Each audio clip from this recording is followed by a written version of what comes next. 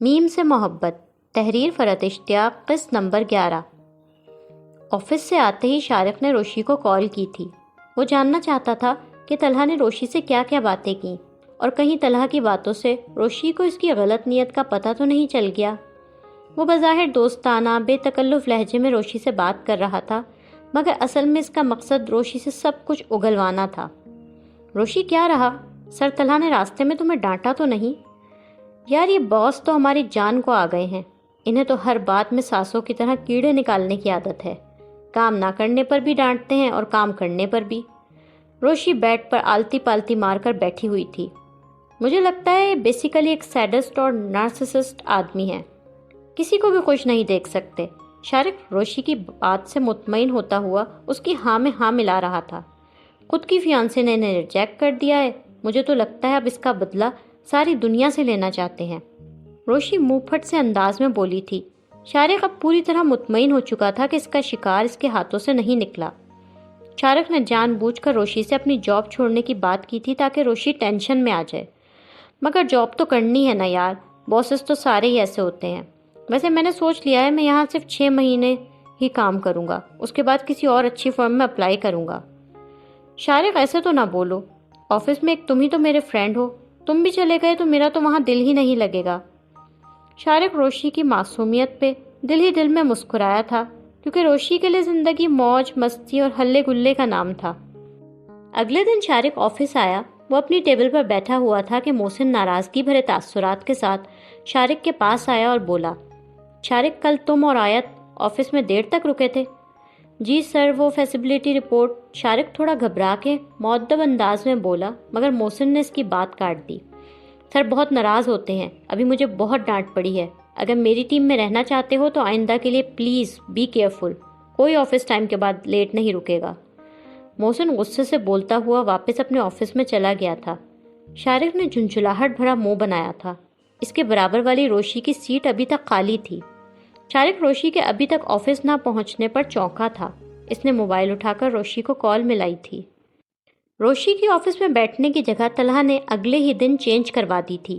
اب اس نے روشی کو مینیجر فرحان کے سامنے والے کیبن میں بٹھایا تھا، جہاں ہر طرف گلاس وال اور گلاس ڈور تھا۔ طلحہ کا آفس روم بھی روشی کے کیبن کے بالکل سامنے تھا، اور طلحہ اپنے آفس روم کی گلاس وال سے روشی کو دیکھ سکتا تھا۔ روشی اپنے نئے چھوٹے سے کیبن میں میز کے آگے بیٹھی ہوئی تھی۔ اس کا چہرہ ناراضگی بھرا تھا، جیسے اسکول میں کسی بچے کو سزا دینے کے لیے اس کے دوست سے علیحدہ بٹھا دیا جاتا ہے، وہ اس بچے کی طرح روٹھی ہوئی تھی۔ طلحہ نے روشی کی جگہ شارق سے بالکل الگ کر دی تھی۔ اسے ایسی جگہ بٹھایا تھا جہاں مینیجر فرحان 24 گھنٹے اس پر نظر رکھ سکتے تھے، اور اپنے کیبن سے آتے جاتے روشی طلحہ کی بھی نظروں میں رہ سکتی تھی۔ روشی کے موبائل پر شارق کی کال آئی۔ روشی نے سامنے والے آفس میں بیٹھے مینیجر فرحان کی طرف ایک نظر دیکھا اور پھر کال ریسیو کی۔ ہیلو شارق۔ یار روشی کہاں ہو تم؟ 10 بج رہے ہیں، ابھی تک آفس نہیں آئی۔ آفس میں ہی ہوں، صبح آ کے اپنی جگہ بیٹھنے لگی، سر فرحان نے بلا کر مجھے ہائی وے ٹاور کے پروجیکٹ سے الگ کر دیا، اور اب سر فرحان کے آفس میں ڈیٹا انٹری کا کام مجھے دے دیا ہے۔ روشی کا لہجہ کوف بھرا تھا۔ گاڈ، یہ آفس ہے یا کوئی اسکول؟ بورڈنگ اسکول میں بھی ایسی سختیاں نہیں ہوتی جیسے یہاں پر ہیں۔ شارق کا موڈ خراب ہوا تھا۔ روشی ساتھ ساتھ رہتی تھی، آفس میں اس کے ساتھ بیٹھتی تھی تو ذرا رنگینی رہتی تھی۔ میرا موڈ بہت خراب ہے، کل ڈانٹ ڈپٹ کر کر ان کا دل بھرا نہیں، اب پنش کر کے مجھے پروجیکٹ سے ہی نکال دیا، حد ہوتی ہے۔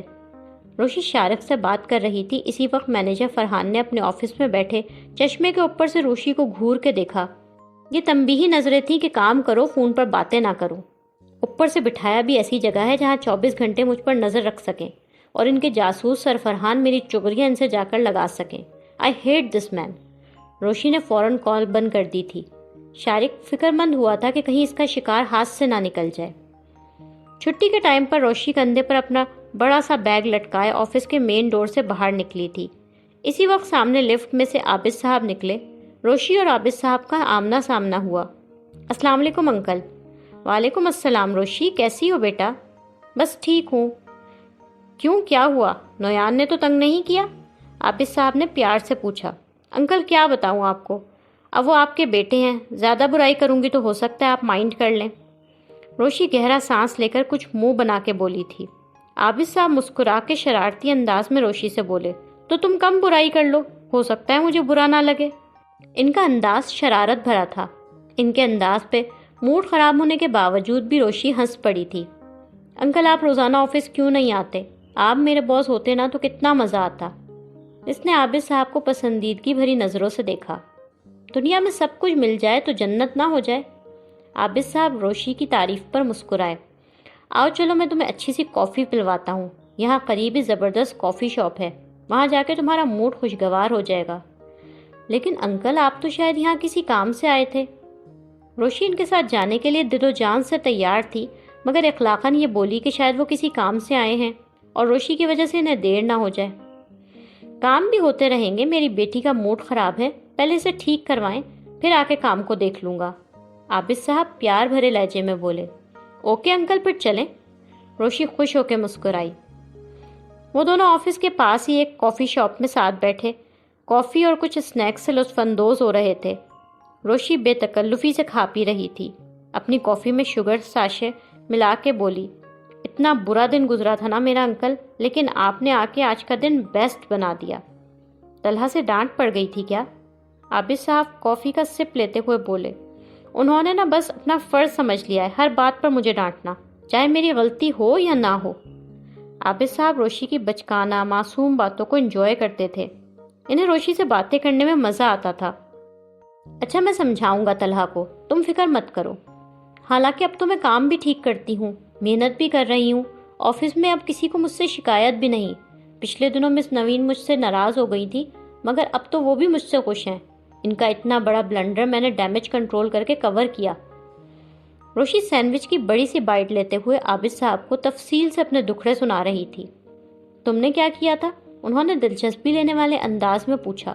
مس نوین سر طلحہ کی فلائٹ بک کروانا بھول گئی تھی، میں نے ڈاکٹر گوپال کو فون کر کے سر طلحہ کی اپائنٹمنٹ ری شیڈول کروا دی۔ اللہ معاف کرے، کیسے کیسے جھوٹ بولنے پڑے مجھے مس نوین کو بچانے کے لیے، اپنے بوڑھے دادا دادی چھوٹے بھائی بہن کی غربت کے رونے پڑے۔ ڈاکٹر گوپال کے نام پر عابد صاحب کافی پیتے پیتے رکے۔ ان کے چہرے پر ہنستے ہنستے ایک دم سنجیدگی پھیل گئی، مگر اپنا کارنامہ سنانے میں مصروف روشی نے ان کی غیر معمولی سنجیدگی کو نوٹ ہی نہیں کیا۔ اچھا کیا واقعی؟ عابد صاحب بولے۔ ڈاکٹر گوپال بڑے مصروف ڈاکٹر ہیں، ان کے پاس تو اپائنٹمنٹ لینا مشکل، تم نے ری شیڈول کروا دیا؟ وہ حیرت سے بولے۔ ہاں تو اپنی غربت اور نوکری چلے جانے کی غمزدہ کہانی میں نے ایسے دکھی لہجے میں سنائی تھی کہ مجھے خود بھی رونا آ گیا تھا۔ وہ بیچارے تو آئی ایم شیور مجھے ڈونیشن بھیجنے کا سوچ رہے ہوں گے۔ ویسے تو جھوٹ بولنا بری بات ہے، لیکن اگر کسی کی مدد کے لیے بولا جائے تو اٹس اوکے۔ اس کا مطلب ہے تم دل کی اچھی ہو، سب کی کیئر کرتی ہو۔ عابد صاحب گہری نظر سے روشی کو دیکھتے ہوئے بولے۔ وہ جہاندیدہ آدمی تھے، انسانوں کو پرکھنے کے ان میں صلاحیت تھی۔ روشی کے بارے میں انہوں نے اندازہ لگا لیا تھا کہ یہ لڑکی جتنی بھی غیر سنجیدہ لاؤبالی تھی مگر دل کی سچی کھری اور بے لوث تھی۔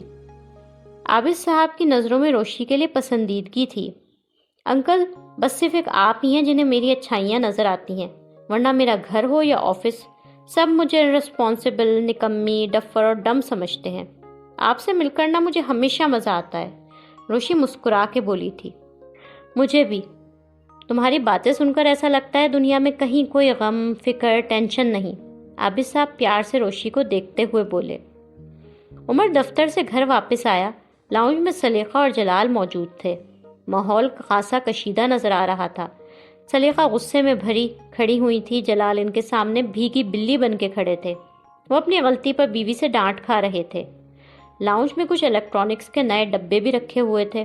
عمر حیرت سے ماں باپ کی طرف سوالیہ نظروں سے دیکھتا ہوا بولا، کیا ہوا امی؟ بہت غصے میں نظر آ رہی ہیں۔ تمہارے ابا کی مہربانیاں ہیں، روز دل جلانے کا کوئی نہ کوئی کام ضرور کرتے ہیں۔ ہوا کیا ہے اور یہ سارے الیکٹرانک آئٹم کیوں یہاں رکھے ہوئے ہیں؟ چاپر خراب ہو گیا تھا، انہیں وہ خریدنے بھیجا اور یہ 36 انچ کی LED جوسر، بلینڈر اور ٹوسٹر بھی ساتھ اٹھا لائے ہیں۔ سلیقہ جل کے بولی تھی، یہ تو بالکل ان نون برانڈ ہے بابا۔ عمر نے ڈبوں پر نام لکھے دیکھے اور باپ سے کہا، اسی بات پر تو میرا دماغ کھول رہا ہے، حرام کے پیسے آ رہے ہیں کہ ہمارے پاس، کھڑے کھڑے لاکھ روپیہ پھونک آئے۔ دراصل مارکیٹ پرائس کے مقابلے میں سستے مل رہے تھے۔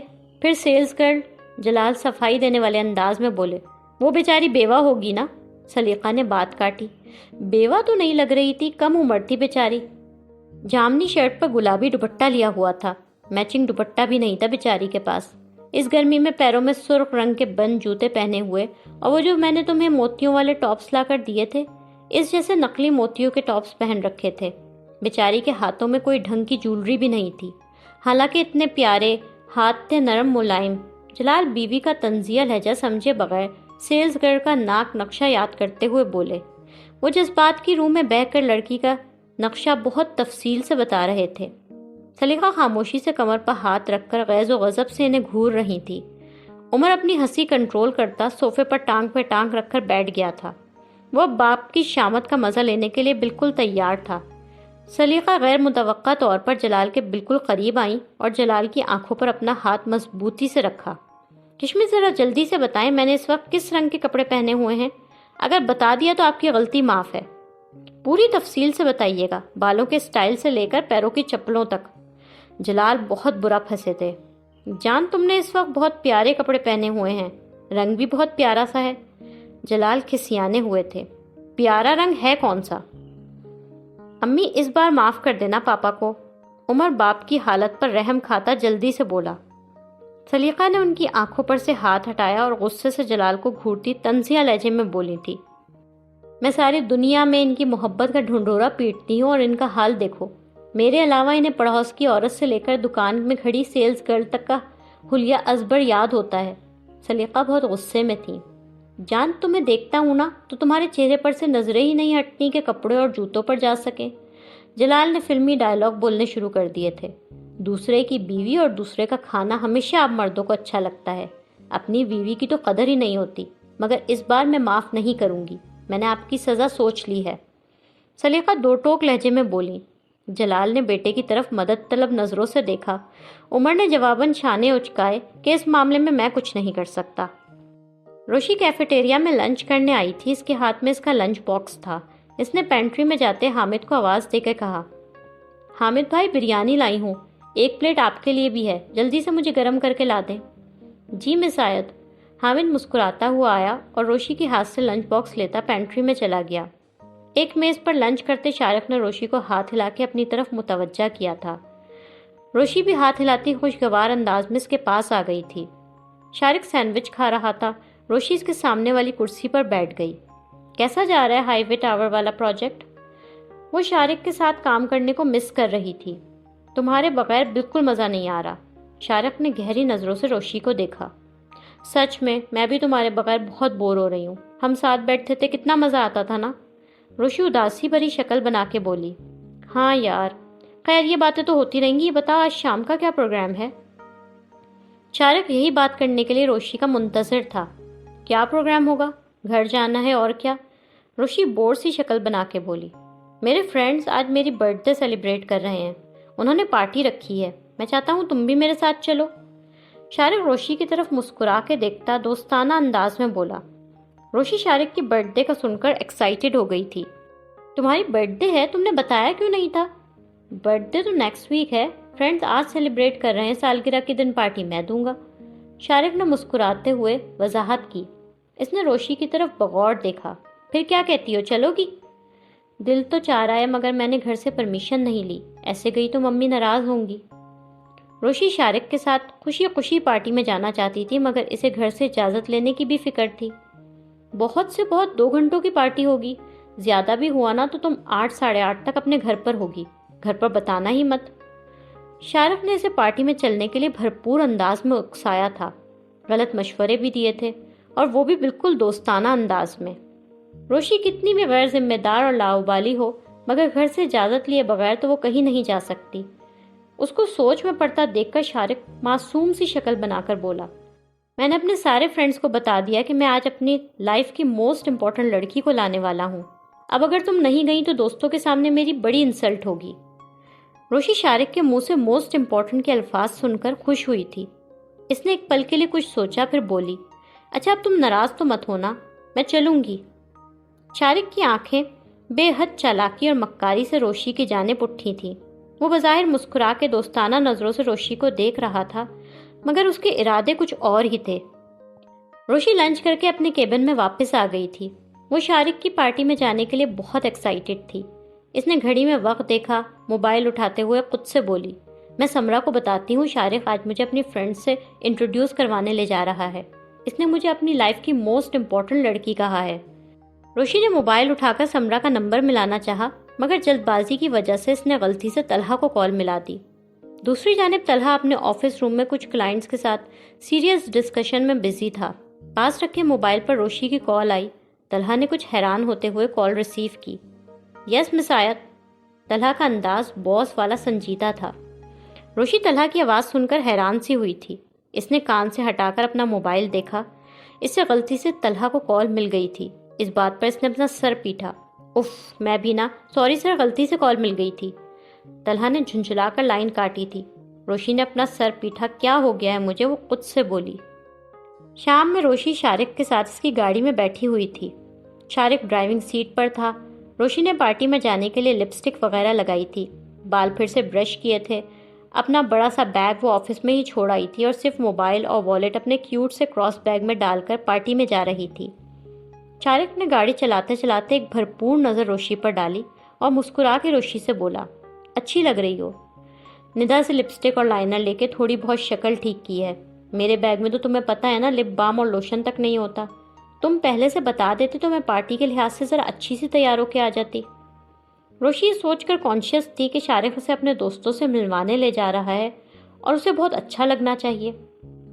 تمہیں تیاری کی ضرورت نہیں، تم ہر طرح پیاری لگتی ہو، شارق دوستانہ انداز میں روشی کی طرف دیکھ کر بولا۔ روشی اپنی تعریف پر مسکرائی۔ وہ بہت خوش تھی اور شارق شکاری آنکھوں سے اسے دیکھ رہا تھا۔ شارق نے گاڑی لا کے روکی۔ یہ ڈیفینس کا ایک بنگلہ تھا۔ شارق کے دوستوں میں سے ایک کا گھر تھا۔ ایک ماڈرن اور آزاد خیال قسم کے نوجوان لڑکے اور لڑکیوں کی بڑی کھلی ڈلی پارٹی چل رہی تھی۔ شارق کے تمام دوست لڑکے لڑکیاں بے تحاشا ماڈرن تھے اور اپنی پارٹیوں میں اخلاقی حدود کراس کرنے کو برا نہیں سمجھتے تھے۔ روشی جو یہ توقع کر رہی تھی کہ وہ ایک برتھ ڈے پارٹی میں جا رہی تھی، وہاں میز پر کیک ہوگا، ہلا گلا، ہنسی مذاق رہے گا، اور وہ اندر داخل ہوتے ہی وہاں کا ماحول دیکھ کر پریشان سی ہو گئی تھی۔ وہاں لڑکے لڑکیاں بہت کلوز بیٹھے شیشہ پی رہے تھے۔ بے ہنگم فاسٹ ڈسکو ٹائپ میوزک بج رہا تھا جس پر بہت سے لڑکے لڑکیاں جھوم جھوم کر ڈانس کر رہے تھے۔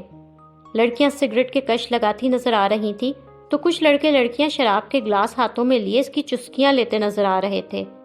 روشی اندر قدم رکھتے رکھتے رک گئی تھی۔ شارق روشی کی طرف مسکرا کے دیکھتا ہوا بولا، چلو نا روشی۔ شارق، یہ کس قسم کی پارٹی ہے؟ یار اب دوستوں نے رکھی ہے، میں اندر آتے ہی دوستوں سے لڑنا شروع کر دوں کیا؟ چلو نا اندر، تم انجوائے کرو گی، شارق دوستانہ لہجے میں نرمی سے بولا۔ وہ روشی کا ہاتھ تھام کر اسے اندر لے آیا۔ سامنے کھڑے شراب کی چسکیاں لیتے شارق کے دو دوستوں نے معائنہ خیز نظروں سے روشی اور شارق کو دیکھا۔ وہ روشی کو بے باک نظروں سے سر سے پاؤں تک دیکھتے ہوئے بولے، hi Shariq, hot stuff. Shariq was lucky man, new party, brand new girl friend. وہ دونوں روشی کی طرف بے باک نظروں سے دیکھ رہے تھے۔ Shut your mouth you creep, Roshi نے غصے میں اونچی آواز میں بولا۔ شارق، یہ کیسی پارٹی ہے؟ میں یہاں سے جا رہی ہوں، روشی شارق کی طرف دیکھ کر غصے سے بولی تھی۔ روشی پلیز ناراض مت ہو، اچھا بس 5 منٹ رکو، ہم واپس چلے جائیں گے۔ روشی ناگواری اور ناپسندیدگی بھری نظروں سے اس سارے ماحول کو دیکھ رہی تھی۔ شارق جو اتنی مشکلوں سے روشی کو اپنے جال میں پھنسا کر یہاں لایا تھا، اس نے دوست کے پاس جا کر اسے آہستہ آواز میں یہ تنبیہ کی کہ وہ شارق کا مزہ خراب نہ کرے اور روشی پر یہ الٹے سیدھے کامنٹس نہ کریں۔ روشی اس جگہ سے فوراً سے پہلے بھاگ جانا چاہتی تھی۔ شارق نے ڈرنک بار کے پاس جا کر ایک جوس کا گلاس اٹھایا، ساتھ ساتھ وہ کنکھیوں سے الگ تھلگ کھڑی روشی کو بھی چوکنی نظروں سے دیکھ رہا تھا۔ روشی اس پارٹی اور یہاں موجود لوگوں کو اچھوت والی نظروں سے دیکھ رہی تھی۔ شارق نے کوٹ کی جیب میں سے ایک چھوٹی سی شیشی نکالی۔ اس نے اورنج جوس کے گلاس میں ایک ٹیبلٹ ڈالی تھی۔ پھر وہ مسکراتا ہوا جوس کا گلاس لے کے روشی کے پاس آ گیا تھا۔ روشی، اورنج جوس پی لو، مجھے کوئی جوس ووس نہیں پینا، مجھے گھر جانا ہے، تم مجھے چھوڑ کر آ رہے ہو یا میں خود چلی جاؤں؟ روشی نے غصے سے کہا۔ اتنی کنزرویٹو کیوں ہو رہی ہو روشی؟ ینگ لوگوں کی پارٹی میں ایسا ہی تو ہوتا ہے۔ اچھا بابا، چھوڑ آتا ہوں میں تمہیں، تم یہ جوس تو پی لو، شارق التجائیہ انداز میں بولا۔ مجھے نہیں پینا۔ روشی گلاس ہٹا رہی تھی کہ شارق نے بولتے ہوئے جوس کا گلاس زبردستی روشی کے منہ سے لگا دیا۔ روشی جوس کا گلاس ہٹانے کی کوشش کر رہی تھی، مگر شارق نے ایک ہاتھ سختی سے روشی کے شانے کے گرد جما رکھا تھا اور دوسرا ہاتھ پوری قوت سے اس کے منہ پر لگا رکھا تھا تاکہ وہ جوس پی لے۔ اس زبردستی میں شارق جوس کے چند گھونٹ روشی کو پلانے میں کامیاب ہو چکا تھا۔ روشی نے اپنے آپ کو شارق کی گرفت سے چھڑانے کی کوشش کرتے ہوئے ہاتھ مار کر گلاس ہٹایا تھا۔ گلاس ٹوٹ کے گرا اور جوس بھی فرش پر گر کر پھیل گیا تھا۔ پارٹی میں اتنا شور شرابہ تھا اور اتنا فاسٹ میوزک بج رہا تھا کہ گلاس ٹوٹنے کی آواز کسی نے بھی نہیں سنی۔ شارق نے زبردستی روشی کا ہاتھ پکڑا اور اسے کھینچتا ہوا ایک کمرے کی طرف بڑھ گیا۔ روشی جو نشہ آور جوس تھوڑا سا پی چکی تھی، اسے چکر آنے لگے تھے۔ ہر چیز دھندلی اور گھومتی ہوئی نظر آ رہی تھی۔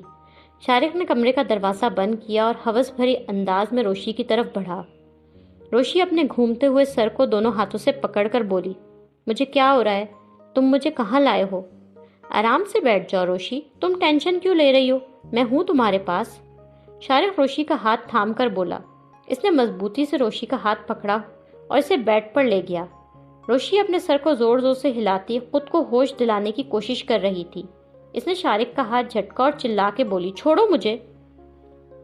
چکر آنے اور آنکھوں کے سامنے بار بار دھندلاہٹ آنے کے باوجود اسے شارق کی خراب نیت کا اندازہ ہو چکا تھا۔ وہ پوری مزاحمت کر رہی تھی۔ خود کو شارق کی گرفت سے چھڑانے کے لیے اس نے وہاں ڈیکوریشن کے لیے رکھا کانسی کا مجسمہ اٹھا کر پوری قوت سے شارق کے سر پر دے مارا تھا۔ شارق کے منہ سے بہت زور سے چیخ نکلی۔ وہ فرش پر بے ہوش ہو کر گر پڑا تھا۔ اس کے سر میں سے خون بہہ رہا تھا۔ روشی نے اپنی عزت تو بچا لی، مگر وہ بری طرح خوفزدہ تھی۔ اسے لگا شاید اس نے شارق کو جان سے مار دیا۔ روشی نے کپ کپاتے ہاتھوں سے کمرے کی کنڈی کھولی اور ڈگمگاتے قدموں سے کمرے سے باہر نکلی۔ وہ شارق کے کمرے سے نکل کر سب کی نظروں سے بچتی گھر سے بھاگ رہی تھی۔ ہال نما کمرے میں پارٹی اسی زور و شور سے جاری تھی۔ لڑکے لڑکیاں ڈانس کرنے میں مشغول تھے۔ روشی کی حالت بہت غیر تھی۔ اس سے تیز نہیں بھاگا جا رہا تھا۔ اس کا سر بری طرح چکرا رہا تھا اور وہ بار بار اپنا سر دائیں بائیں ہلا کر خود کو جگائے رکھنے کی کوشش کر رہی تھی۔ گھر سے نکلتے ہی روشی نے اندھا دھند اسٹریٹ پر بھاگنا شروع کر دیا۔ اب باہر پورا اندھیرا پھیل چکا تھا۔ اسٹریٹ لائٹس آن تھیں۔ چونکہ یہ ڈیفینس کا علاقہ تھا، لہٰذا اسٹریٹ میں سناٹا تھا۔ وہ اپنی ساری قوت لگا کر بمشکل بھاگ رہی تھی اور رو بھی رہی تھی۔ روشی بھاگتے بھاگتے اسٹریٹ سے نکل کر مین روڈ پر آ گئی تھی۔ یہاں کچھ ریسٹورانٹس اور شاپنگ مالز تھے۔ ٹریفک رواں دواں تھا۔ روشی فٹ پاتھ پر بیٹھ گئی۔ وہ روتے ہوئے کپ کپاتے ہاتھوں سے کراس بیگ میں سے اپنا موبائل نکال رہی تھی۔ اس کی آنکھوں کے سامنے اس کا موبائل بھی بار بار دھندلا رہا تھا۔ اس نے بڑی مشکل سے موبائل ان لاک کیا۔ وہ اپنے گھر ماہی یا عمر کو کال ملانا چاہتی تھی، مگر اس نے کال لاگ میں جو آخری کال کی، اس نے گھبراہٹ میں وہی کال ملا دی۔ طلحہ گاڑی ڈرائیو کر رہا تھا۔ وہ اپنے گھر جا رہا تھا۔ اسی وقت اس کے موبائل پر روشی کی کال آئی۔ طلحہ نے گاڑی ڈرائیو کرتے کرتے موبائل کو حیرت سے دیکھا۔ کچھ سوچ کر اس نے کال ریسیو کی۔ ہیلو، کون ہے؟ کون بات کر رہا ہے؟ روشی کال ملا کے خود پوچھ رہی تھی کہ فون پر کون ہے۔ مس آیت، کیا ہوا ہے؟ آپ رو کیوں رہی ہیں؟ طلحہ کے کانوں میں روشی کی گھبرائی ہوئی آواز آئی۔ مجھے بچا لیں، مجھ سے مرڈر ہو گیا ہے، پولیس مجھے پکڑ کے لے جائے گی۔ وہ زار و قطار رو رہی تھی۔ طلحہ کا دماغ جیسے پھک سے اڑ گیا تھا۔ روشی کا رونا اور اتنی عجیب و غریب باتیں کرنا اسے بالکل سمجھ میں نہیں آیا۔ روشی فون پر زار و قطار رو رہی تھی۔ وہ بار بار کپ کپاتی آواز میں دوہرائے جا رہی تھی، مجھے بچا لیں، پلیز مجھے بچا لیں۔ مس آیت، آپ کہاں پر ہیں؟ طلحہ پریشان ہو کر پوچھ رہا تھا۔ مجھے نہیں پتا یہ کون سی جگہ ہے، شارق مجھے یہاں لے کر آیا تھا، وہ روتے ہوئے بولی تھی۔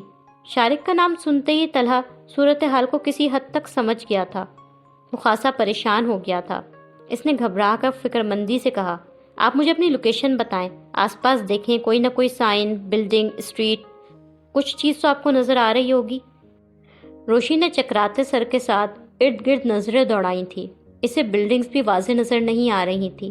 ہر منظر دھندلا رہا تھا۔ سامنے ایک مال تھا۔ روشی نے آنکھیں چندیا چندیا کے مال کی بلڈنگ کو دیکھا تھا۔ وہ روتے ہوئے بولی تھی، گیلیکسی مال لگ رہا ہے سامنے۔ مس آیت، آپ وہیں رکیں، میرے ساتھ لائن پر رہیں، میں آپ کے پاس آ رہا ہوں، لائن ڈسکنیکٹ نہیں کیجیے گا۔ طلحہ فکر بھر انداز میں گاڑی فوراً گھما رہا تھا۔ جلدی آ جائیں پلیز، روشی روتے ہوئے بولی۔ طلحہ انتہائی تیز رفتاری سے ڈرائیو کر رہا تھا۔ وہ ڈرائیو کرنے کے ساتھ ساتھ روشی کے ساتھ مسلسل لائن پر بھی تھا۔ وہ فون پر بار بار روشی سے کہہ رہا تھا، مس آیت آئی ایم کمنگ، میں آ رہا ہوں، آپ میرے ساتھ بات کرتی رہیں۔ اسے روشی کی لڑکھڑاتی آواز سے اندازہ ہو گیا تھا کہ شاید وہ کسی ڈرگ کے زیر اثر تھی۔ طلحہ تیز رفتاری سے ڈرائیو کرتا مال کے پاس آ گیا تھا۔ وہ ارد گرد نظریں دوڑا رہا تھا۔ وہ فون پر روشی سے بولا، میں گلیکسی مال آ گیا ہوں، آپ کہاں پر ہیں؟ کہتے کہتے اسے روڈ کی دوسری طرف فٹ پاتھ پر بیٹھی روشی نظر آ گئی تھی۔ طلحہ یو ٹرن لیتا ہوا سیدھا روشی کے پاس آ گیا۔ روشی فٹ پاتھ پر بیٹھی زارو قطار رو رہی تھی۔ موبائل فون اس کے کان سے لگا ہوا تھا۔ بال بکھرے ہوئے تھے، میک اپ خراب ہو چکا تھا۔ اس کی حالت دیکھ کر طلحہ کو یہ سمجھنے میں ایک لمحہ بھی نہیں لگا کہ روشی کے ساتھ کیا ہوا تھا۔ طلحہ فوراً گاڑی سے اتر کر روشی کے پاس آیا تھا۔ روشی نے اسے دیکھتے ہی فٹ پاتھ سے اٹھنے کی کوشش کی، مگر اس کا سر گھوم رہا تھا۔